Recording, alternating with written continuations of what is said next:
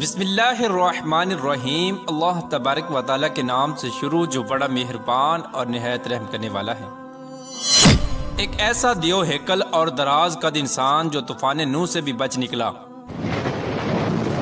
طوفان نوح ایک ایسا خطرناک طوفان تھا جس میں سوائے ان چند لوگوں کے جو کشتی پر سوار تھے، ان کے علاوہ اس روئے زمین پر رہنے والے کوئی بھی انسان اور حیوان نہ بچ سکا۔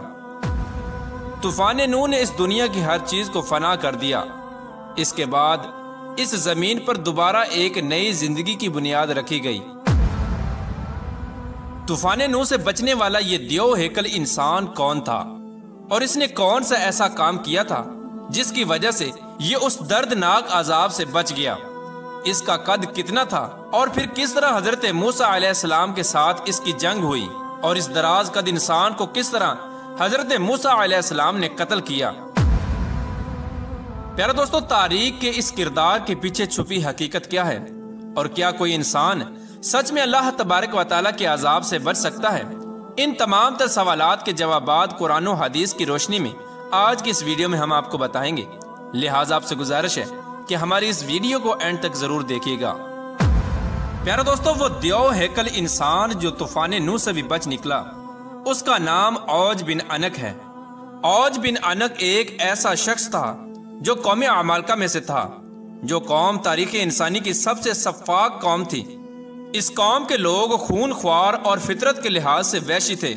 قوم عمالقہ پر اللہ تبارک و تعالیٰ کا بہت ہی خاص کرم تھا۔ اس قوم کے قد اس وقت کی موجودہ دنیا کے انسانوں سے سب سے زیادہ بڑے تھے۔ پیارا دوستو، تاریخی روایات سے پتہ چلتا ہے کہ قوم عمالقہ کا ایک مرد دوسری قوموں کے 90 مردوں کے برابر ہوا کرتا تھا، اور اس ایک مرد کے پاس دوسرے انسانوں سے 90 گنا زیادہ طاقت ہوا کرتی تھی۔ اس جنگجو قوم نے اپنی فتوحات سے دنیا کے اندر ایسی وحشت پھیلا رکھی تھی کہ اگر یہ قوم کسی دوسرے ملک پر حملہ کرنے کے لیے جاتی تو اس ملک کے لوگ اس وحشت ناک اور درندہ صفت لوگوں کو دیکھ کر پہلے ہی ہتھیار ڈال دیتے۔ پیارے دوستو، وہ کردار جس کی آج ہم بات کر رہے ہیں یعنی اوج بن عنق، یہ بھی اسی قوم کے سرداروں میں سے تھا، جو قوم ایک وحشت ناک قوم تھی جس کو دنیا کا سب سے لمبا انسان مانا جاتا تھا۔ پیارے دوستو، اوج بن عنق اپنی جسمانی قد و قامت اور طاقت کے اعتبار سے پوری سرزمین میں اس وقت منفرد شخص تھا۔ یہ شخص اتنا لمبا اور دیو قامت تھا کہ وہ جب سمندر میں چلتا تو ڈوب نہ سکتا، بلکہ سمندر کا پانی اس کے ٹخنوں تک آتا۔ اونچے اونچے درخت اور پہاڑ اس کے سامنے چھوٹے چھوٹے معلوم ہوتے۔ اس دیو ہیکل انسان کے قد کی لمبائی اتنی زیادہ تھی کہ دوسرے لوگ اس کے سامنے کیڑے مکوڑے جیسے نظر آتے۔ پیارے دوستو، ایک روایت کے مطابق حضرت آدم علیہ السلام کے سرکش بیٹے قابیل کی نسل سے عنق نامی ایک شخص تھا جس کی بیوی شمریزہ تھی۔ اس عورت کے ساتھ جنوں کے دیوتا پال کو پیار ہو گیا تھا، جس سے ہم بستری کے سبب ایک عجیب الخلقت بچہ پیدا ہوا جس کا نام اوج رکھا گیا۔ اس بچے کا قد بہت جلدی بڑھتا تھا، جس کی وجہ سے کوئی بھی لڑکی اس سے شادی کو تیار نہ ہوتی۔ اسی بنا پر یہ شخص جنسی درندہ بن گیا۔ اوج بن عنق بچپن ہی سے عجیب الخلقت تھا اور دوسرے بچوں کی نسبت دراز قد تھا۔ جب یہ شخص جوان ہوا تو اس کے قد کی لمبائی غیر معمولی طور پر بڑھتی چلی گئی، جس کی وجہ سے یہ شخص دیو ہیکل انسان بن گیا۔ روایات کے مطابق اوج بن عنق کا قد 80 ہاتھ تھا۔ حضرت نوح علیہ السلام کے زمانے میں اوج بن عنق موجود تھا۔ اس وقت جب حضرت نوح علیہ السلام عظیم طوفان سے پہلے کشتی تیار کر رہے تھے تو آپ کو کشتی بنانے کے لیے ساگوان کی لکڑی کی ضرورت پڑی، مگر اس لکڑی کو اٹھا کر لانا ناممکن تھا۔ اس لکڑی کو اٹھا کر لانے کے لیے ایک ایسے شخص کی ضرورت تھی جو دراز قد اور طاقتور انسان ہو، لہٰذا اوج بن عنق نے حضرت نوح علیہ السلام کی مدد کی اور اوج بن عنق نے اس لکڑی کو شام سے اٹھا کر حضرت نوح علیہ السلام کی خدمت میں پیش کیا، جس سے وہ کشتی تیار کی گئی۔ لہٰذا اللہ تبارک و تعالیٰ نے اس کے اس عمل کو قبول کیا اور اس کے اس عمل سے خوش ہو کر اسے طوفان نوح کے اندر غرق ہونے سے نجات دے دی، باوجود اس کے کہ اوج بن عنق حضرت نوح علیہ السلام پر ایمان نہ لایا تھا۔ پیارے دوستو، بعض روایات میں آتا ہے کہ اوج بن عنق اتنا دراز قد تھا کہ سمندر سے مچھلیاں پکڑ کر وہ اپنا ہاتھ آسمان کی طرف بلند کرتا اور سورج کی تپش میں اس مچھلی کو بھون کر کھا جاتا۔ پیارے دوستو، اوج بن عنق تاریخ میں ایک ایسا شخص تھا جس نے دراز قد اور بے پناہ طاقت کے ساتھ لمبی عمر بھی پائی تھی۔ اس کی عمر تقریباً 3600 سال تھی۔ وہ حضرت آدم علیہ السلام کے زمانے سے حضرت موسیٰ علیہ السلام کے دور تک زندہ رہا، اور حضرت موسیٰ علیہ السلام کے زمانے میں حضرت موسیٰ علیہ السلام نے اس دیو ہیکل شخص کو قتل کیا۔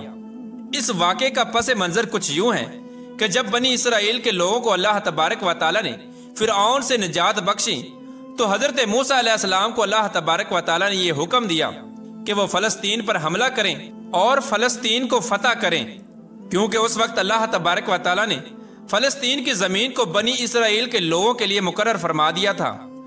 حضرت موسیٰ علیہ السلام نے اپنی قوم کو لیا اور فلسطین پر چڑھائی کے لیے نکل پڑے۔ اس وقت فلسطین کے اندر قوم عمالقہ آباد تھی جن کا سردار اوج بن عنق تھا۔ حضرت موسیٰ علیہ السلام نے اپنے قبیلے کے 12 سرداروں کو چنا اور قوم عمالقہ میں بھیجا تاکہ اس علاقے کی صورتحال سے آگاہی مل سکے۔ جب یہ 12 سردار ملک شام میں پہنچے تو اس وقت وہاں کا حاکم اوج بن عنق تھا۔ پیارے دوستو، اس بات کے اندر کوئی شک نہیں کہ قوم عمالقہ ایک دراز قد قوم تھی۔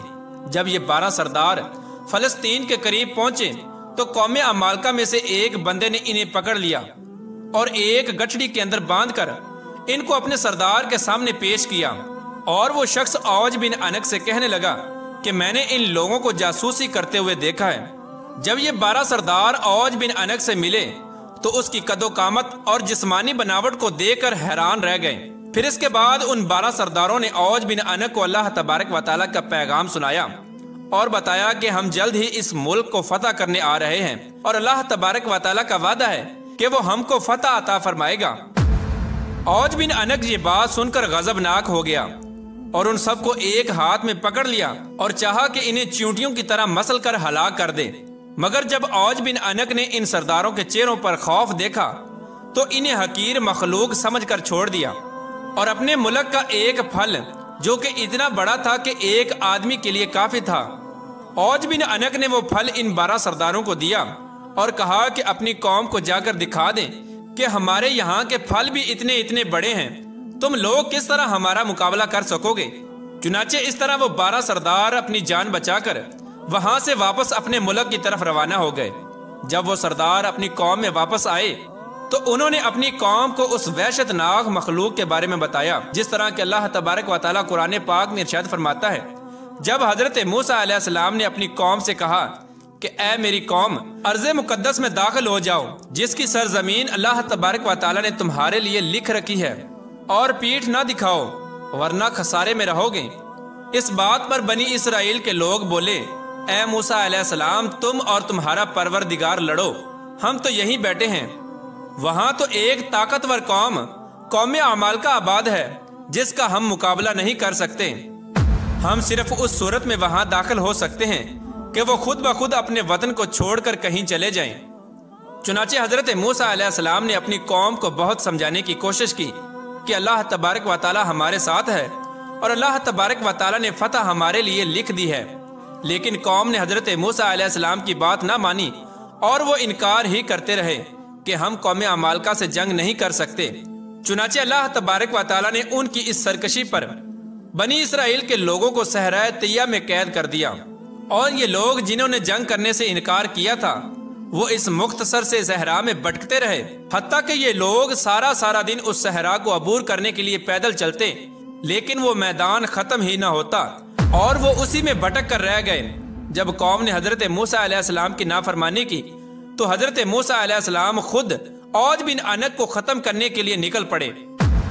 پیارا دوستو، جب حضرت موسیٰ علیہ السلام فلسطین میں داخل ہوئے تو اوج بن عنق حضرت موسیٰ علیہ السلام کو دیکھ کر کہنے لگا کہ تم وہی شخص ہو جس نے فرعون کو پانی میں غرق کیا تھا، لیکن مجھے تم پانی میں غرق نہیں کر سکتے کیونکہ پانی میری کمر سے اوپر نہیں آتا۔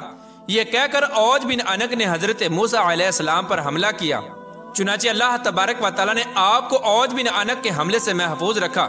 تو پھر حضرت موسیٰ علیہ السلام نے جوابی حملہ کیا اور اپنے عصا مبارک کو اوج بن عنق کے ٹخنے پر مارا، جس کی ضرب کی تاب نہ لاتے ہوئے اوج بن عنق زمین بوس ہو گیا اور اس طرح حضرت موسیٰ علیہ السلام کے ایک عصا مبارک کی ضرب سے وہ اوج بن انک جو ایک وحشی انسان تھا جس کا کوئی مقابلہ نہ کر سکتا تھا، وہ ایک ہی ضرب میں ہلاک ہو گیا۔ اس کے بعد اس کی ریڑھ کی ہڈی کو دریا پر ڈال دیا گیا اور اس کی ریڑھ کی ہڈی سے کئی سالوں تک پل کا کام لیا گیا۔ پیارے دوستو، اس طرح اللہ تبارک و تعالیٰ نے اوج بن انک کو ہلاک کیا۔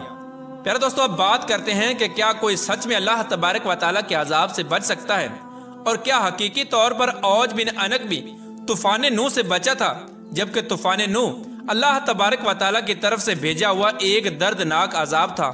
پیارے دوستو، اوج بن انک کا طوفان نوح سے بچ جانا، اس کے بارے میں روایات میں آتا ہے کہ یہ من گھڑت قصے اور کہانیاں ہیں جو کہ بالکل جھوٹ ہیں اور قرآن کے خلاف ہیں۔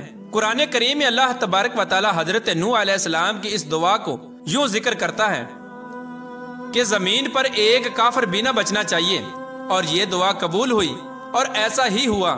اور ایک دوسرے مقام پر اللہ تبارک و تعالیٰ ارشاد فرماتا ہے، ہم نے نوح کو اور ان کی کشتی والوں کو نجات دی، پھر باقی سب کافروں کو غرق کر دیا۔ پیارے دوستو، ان آیات سے واضح طور پر پتہ چلتا ہے کہ ان لوگوں کے علاوہ جو حضرت نوح علیہ السلام کی کشتی میں سوار تھے، کوئی بھی روئے زمین پر بچ نہ سکا، خواہ وہ کتنا ہی دراز قد انسان کیوں نہ ہو۔ اس وقت حضرت نوح علیہ السلام کی کشتی کے علاوہ کوئی بھی روئے زمین پر باقی نہ رہا، بلکہ سب کچھ ختم ہو گیا اور سب کچھ فنا کر دیا گیا۔ حضرت نوح علیہ السلام کی کشتی پر جو لوگ سوار تھے، پھر اس کے بعد اللہ تبارک و تعالیٰ نے انہی لوگوں سے اور انہی جانوروں سے اس روئے زمین پر ایک نئی زندگی کی بنیاد رکھی، اور آج جو نسل موجود ہے یہ انہی انسانوں میں سے ہے۔ اور اس طرح اللہ تبارک و تعالیٰ نے طوفان نوح کے بعد اس سرزمین کو دوبارہ آباد فرمایا۔ اللہ تبارک و تعالیٰ سے دعا ہے کہ اللہ تبارک و تعالیٰ اپنے تمام تر احکامات پر عمل کرتے ہوئے زندگی گزارنے کی توفیق عطا فرمائے، اور ان تمام تر برائیوں سے ہمیں بچائے جن برائیوں کے اندر پہلی قومیں مبتلا ہو کر ہلاک ہوئیں اور اللہ تبارک و تعالیٰ کے دردناک عذابات کی مستحق قرار پائیں۔